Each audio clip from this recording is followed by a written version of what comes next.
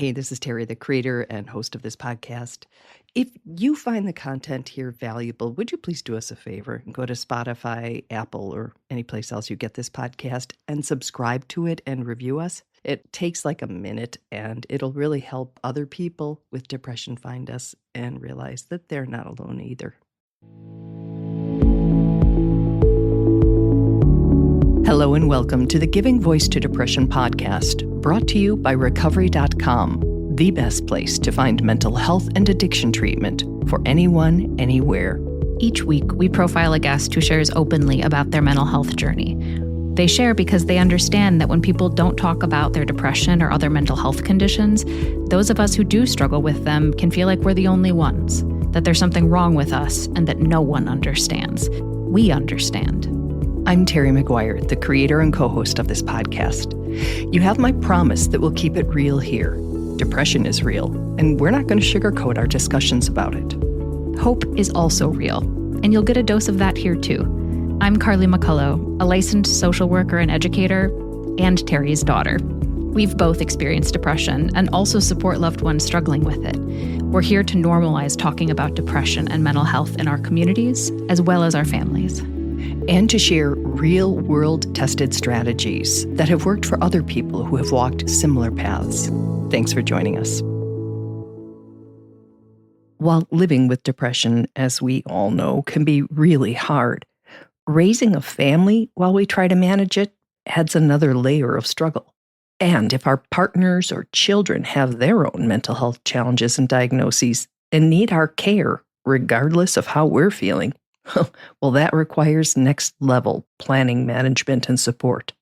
Today, our guest Michelle shares how she navigates this intense challenge, offering practical, hard-won insights on the ongoing management of her depression, anxiety, and ADHD, and how she strives to be an effective, empathetic parent while carrying such a heavy load. Here now is Michelle, giving her voice to depression.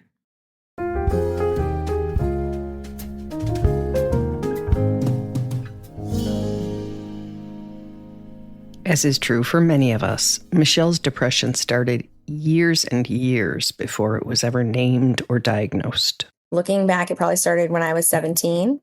My dad, who everybody loved and adored, he just walked out the door and never came back. And that was during a time when I was getting ready to go to college and start my own life and have this whole transformative process. And so it was all kind of compounded very quickly. And I think when I got to college, I think that I thought going out with all your friends and drinking or smoking weed or doing any of that stuff is all normal college stuff. But I think for me, I enjoyed it more because it was a way to escape those feelings. I just didn't know that I was having those feelings, really. I was really hard to push down any feelings of being sad or upset or, just constantly trying to get some kind of gratification. When you're depressed, what do you feel? What do you think? How is it in your body? It's funny because I always describe it as a roller coaster because I can have several days, maybe even several weeks where everything just coasts along, feels good. But when I'm depressed, it's like this heavy feeling. I feel like my limbs are heavy. I feel like I can't stand up and move. I have no energy. And I'm kind of just all in my head. I don't really want to talk to anybody. You can ask my husband, I'm probably not the nicest, maybe a little moody. But yeah, it's really hard to get out of my own way, even though I know what's going on. The weight is a surprise, I think, that there's an actual physical weight. When they say it's hard to get out of bed, it's like, oh no, I mean, it's actually hard. Yes, it's physically hard. And I, because I have kids, I don't really have an option. You get up and you go. If they were older, maybe I'd have a little bit of an option, I guess, but they're only 8 and 10. So I have to get up. So there's that. But I will get up, but I feel like I'm dragging myself. I feel like I have like cement bricks on my feet and sandbags on my arms and just pulling myself literally through the day. I think that's what I'd like to focus on in this episode with you is the challenge of caring for yourself when you're the parent of young children. Can I say who also have diagnoses or should I not? Yes. Yeah. My daughter, she's been diagnosed with OCD, but pretty sure there's still a little something going on there. Lots of anxiety. And then my son has DMDD, which is disruptive mood dysregulation disorder paired with ADHD. So there's a lot going on in my house all the time. Plus, I myself have depression and anxiety and ADHD. So I wonder where they get it from. But That's an alphabet soup. yeah, right. And I was just in therapy this morning, and I was talking to my therapist about how overwhelming, those diagnoses and the symptoms and all of that occur on a daily basis in our house, how overwhelming that can be. And she asked me, what do you do to take care of yourself? Yeah. And I kind of laughed and I was like, I like to think that I take care of myself, but I think it's just nature as a mom that you get up and you take care of your kids and they are number one. Michelle has come to consider the hours after her children go to bed and she can have some alone time to be her taking care of herself time. But it also takes away from much needed sleep. So her therapist had a suggestion. How about you just set a reminder on your phone, and that reminds you to take a couple minutes to do something for yourself, whether that's remind yourself that, like, hey, you're a good parent, you're trying your hardest, you're doing your best, or just to acknowledge that, yeah, this is really hard, but it's going to be okay. Just actually say these things to yourself, write them down, whatever it is, but set an alarm to remind yourself to do that. Because when you have so much activity and big emotions and stimulation and whatnot in the house all the time, when it gets quiet, you just kind of want to zone. And sometimes that's helpful, but sometimes it's really just counterproductive to taking care of yourself. So I said to her, I was like, that's such a baseline, simple thing to say. And I consider myself intelligent and I consider myself emotionally intelligent. But when you're in your own life and you're going through all the waves, sometimes the most simple things you just don't even think of until somebody literally says, hey, just take a minute to remind yourself that, you don't suck, You don't suck either, in case you need to hear that today. Michelle's therapist also challenged her to talk to herself with the same compassion and understanding that she'd speak to a dear friend going through a similar experience. I'm like, oh, that's easy. I know exactly what to tell them. I think they're great and they're trying and that's all that matters and blah, blah, blah. But then it comes down to like me saying that to myself. And I'm like, no, not for you. It's the weirdest thing. Wow. So I have to work on that. I really do. We love it when people share really good tips or information that they get from a therapist because A, not all of us have access to a good therapist, and B, we know it actually worked for someone. So during her pregnancy, Michelle says she had really bad anxiety and really bad intrusive thoughts. This is what her therapist at the time suggested. What if you just let whatever thought popped in your head just be there and then know that it's going to go away? So I tried it and I just kind of let these things wash over me. And I was like, all right, okay. I think it was the fight of trying to control how I was feeling or what was just kind of happening with my own anxiety, my own depression that made it worse. So I tell my daughter now, I'm like, if you're mad, cool. Just like let it roll. Just let it be what it is. Sit with it. It's not going to be fun, but you can do it. Like you can do the hard thing. I've learned that just through my therapy, travels, journeys, whatever you want to call it, with depression. In addition to sitting with the thoughts, Michelle has found it really helpful to articulate them. Some people journal, others prefer to verbalize it. During my pregnancies, when I was really feeling the depression, really feeling the anxiety, my husband would come home from work and we would set aside 10 minutes every day. And I would tell him all the crazy things that went into my head, any intrusive thoughts, any feelings about feeling depressed or feeling like I'm crazy. One minute I'm feeling okay. And then the next minute I'm just like down in the dumps. And I just spit it out for 10 minutes to him. And then afterwards I feel so much better because I was able to, it wasn't in me anymore. And it was out and somebody else heard it and didn't like run away. And so it helped a lot. So I want my kids to be able to have that opportunity too, because it was so helpful for me. Depression sucks, and we're clear about that in this podcast. But it sounds like there are ways that the lessons you've learned from your depression have made you a more empathetic and even effective parent in some ways.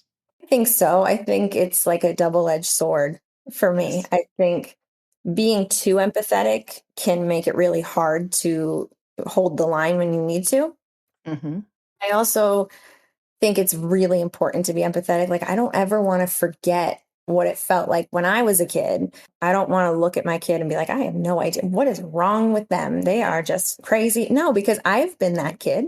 I've been 10, I've been 8. I don't want to forget that. I feel like I'm going to lose my connection with them if I forget it. What do you think is the biggest challenge of raising a family when you have depression and anxiety? Cerebrally, I can understand that me being healthy and me taking care of myself physically, mentally, spiritually, whatever, is the best thing I can do for my kids. But when you have something like depression, it kind of tricks you into thinking like, okay, you know what, you're not important. Like, just let's put you on the back burner because all these other things have to be taken care of. And so I think that little voice is a big challenge for me, and to remind myself like, hey, I actually, I deserve a certain level of respect. I deserve to be able to say, I'm not going to do that with you right now because I need time to do X, Y, or Z for myself, and really like lean into that so that I can continue to make myself better for my kids. Because my kids, especially with the mental health struggles they experience, they need that. I think that it's important that they see their parents learn how to figure out these mental health issues as well. Because like we're all just kind of figuring it out no matter how old we are. But yeah, sometimes it's a lot to bear and try to model for them. Sometimes it's just not possible. And I have myself, hey, you know what? That's not possible today. This is what you're getting, and I'm sorry.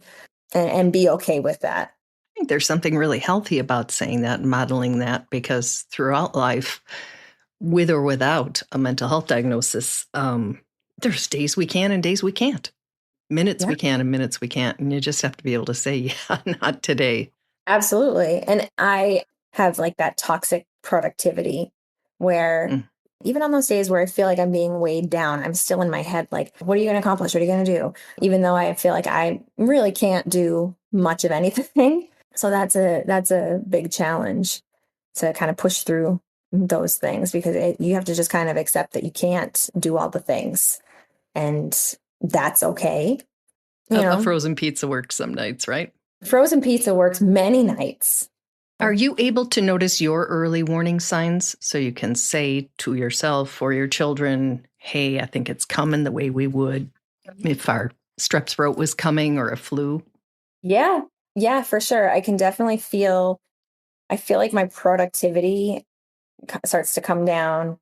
I'm not as like fresh in my mind. A lot of times I have different ideas. I want to do this, or I'll have different lists for, trying to stay as organized as possible for the week. And when I start to see that like I become less organized or I become messy, you can ask my husband. It's probably the number one signal that I'm depressed is that my closet is a mess. I live out of my laundry basket and I haven't put away my laundry, but everybody else is put away, And then honestly, I'll just start to kind of feel like a little bit of a slowdown, just emotionally, physically. At that point, I just know it's kind of coming. But what I don't know is how long it's going to last and if it's going to be that serious or if it's going to be like just kind of minor. So I kind of just have to roll with that. But yeah, I do have those symptoms before that I notice. And when you notice them, are there things that you know that help, that can make the slide down less or slower or something different? Can you affect it in any way? I don't know. I really think I might have to think on that more. But what I do know is that when I am not feeling depressed and I'm feeling pretty good or even keel, I try to make sure that things are as in order as possible, because I know that I don't have the energy or the wherewithal when I get depressed or I begin getting depressed to really kind of like pull that through. And I know that I need that. So if I'm depressed, I need to be like, oh, thank God for like last week, Michelle. because she put all this stuff together. But my kids also need that, and things, when I get scattered, they get scattered.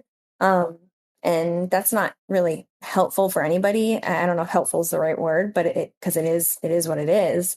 But I think just trying to be aware that that does happen, that I do get depressed, at least once a month, if not more, trying to be preemptive in that.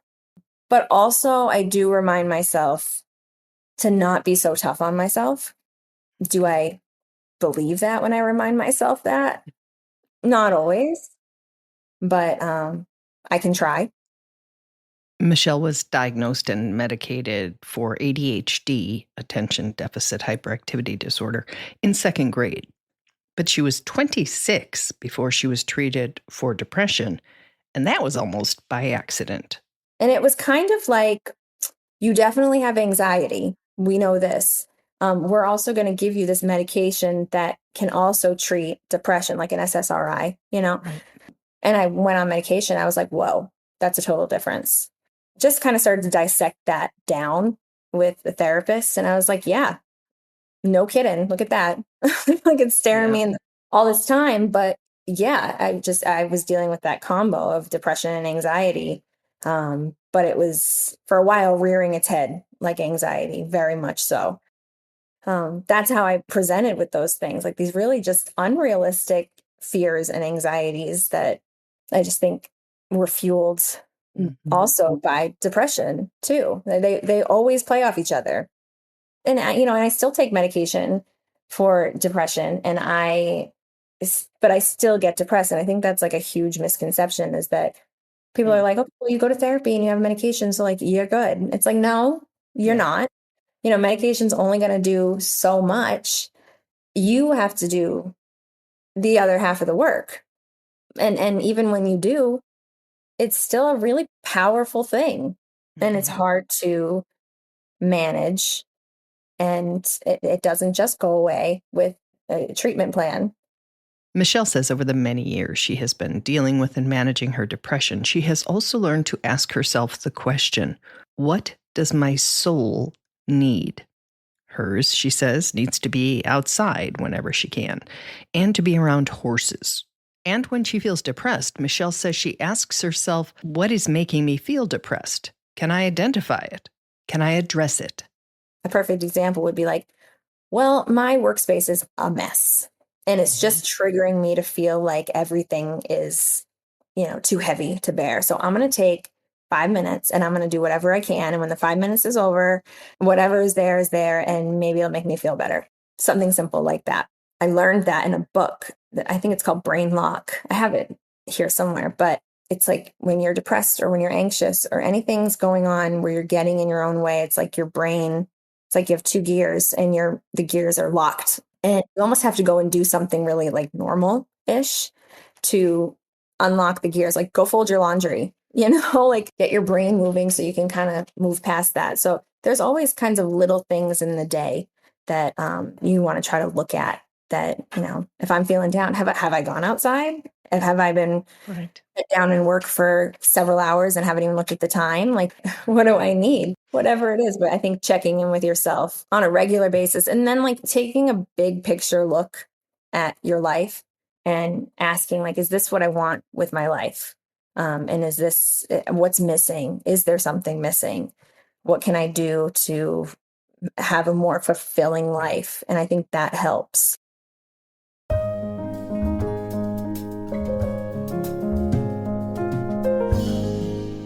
Wow. Michelle is talking both about checking in with herself on a regular basis about what she needs in a given moment or a given minute or a given day, and also what she needs in her life. And are there elements that are promoting wellness or impeding her ability to stay well? Powerful. Really powerful. I don't think I've ever said to myself, what's missing? What is it that I desire? And is it here? It seems like a basic question, but I don't think I've ever asked myself that. I think it's one that not all of us give ourselves permission or have ever been invited to ask. Well, consider ourselves invited. Yeah. I just know so many people living in survival mode. So One point that we do want to make clear is that Michelle says that with young kids, she has to get up and get her done. We've also interviewed parents in the past who were simply unable to do that. And we don't mean to shame anyone. This is Michelle's unique story and experience. When you mentioned Michelle's specific experience, part of that is her son and his diagnosis.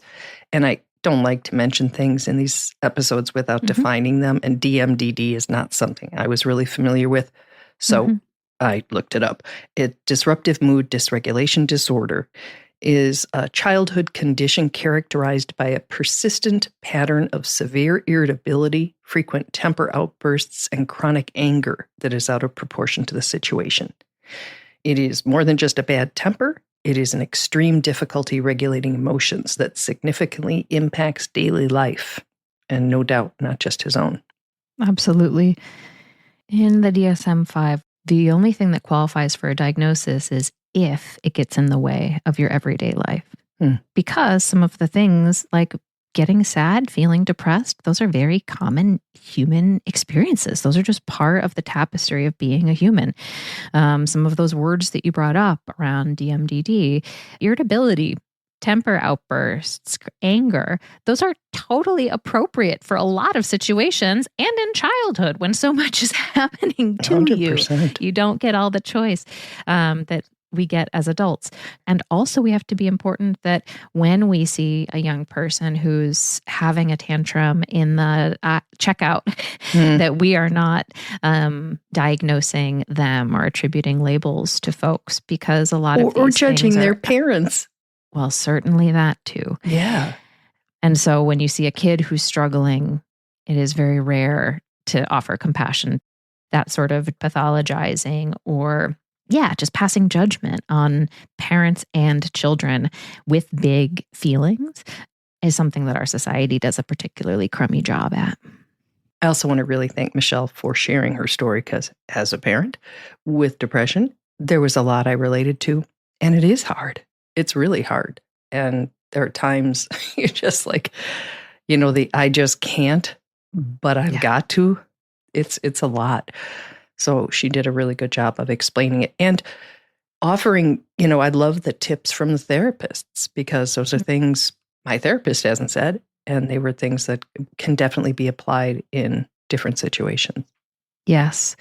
I actually had the luxury of listening to Michelle's insights yesterday and thinking about them before today. And so I actually tried a few, because I'm actually having a hard week, a hard sort of 48 hours. And so some of the advice that she gave, I tried to apply. And so one of the things that she mentions is that it's really helpful to write down in advance or to think about what you might need. And so a tool I've offered to schools, but I'm going to start to do one for myself tonight, is to actually just make a grid on a piece of paper, and in the boxes, like a bingo card almost, write down some of the things that do support me when I'm having a hard time. And so some of those things that I plan to write down are a shower. I know that's not always possible for everyone, but it does help me shift my mood and my state of being. Shaking out my shoulders and humming are really, really helpful for me. So I took a walk earlier and in a natural place where no one would stare as I made noises and shook my shoulders. And it did help a little bit. And so I really appreciate the intentionality that Michelle uses in her life. It's pretty inspiring about what she needs, because sometimes it's just not top of mind. You have all this other stuff going on. And the idea of going, how can I help myself in this moment, feels like an impossible question, because it's the 40th thought that went through your brain within that 60 seconds.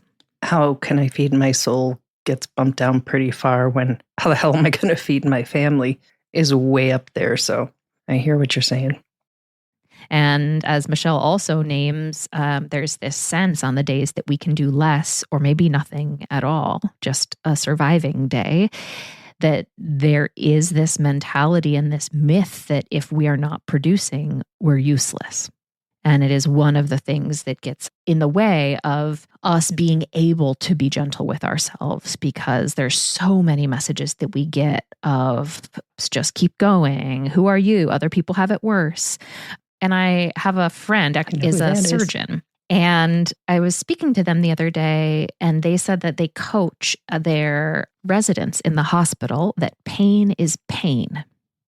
And they said, your patient who just had a toe amputated is in pain. And you're not going to try to comfort that person by saying, well, it's better than the guy next to you who lost his whole lower leg. Pain is pain. That person's in pain. The toe person is pain, and the knee person is in pain. And we don't need to compare pain for it to be valid. That felt really clarifying to me. We often talk about how we treat mental health differently than we treat physical health. And I was sharing that I was having a hard time in a phone call with them last week. And they were like, why are you minimizing it? Pain is pain. I'm sorry you're in pain. Yes, other people are also in pain. But I'm sorry you are. And I needed to hear that. And I was reminded of it in listening to Michelle's insights. That's the whole point of this podcast, We say you're not alone. It's like, yeah, I'm alone. I'm alone doing this. But there are other people having similar experiences, and we can all learn from each other. So very cool.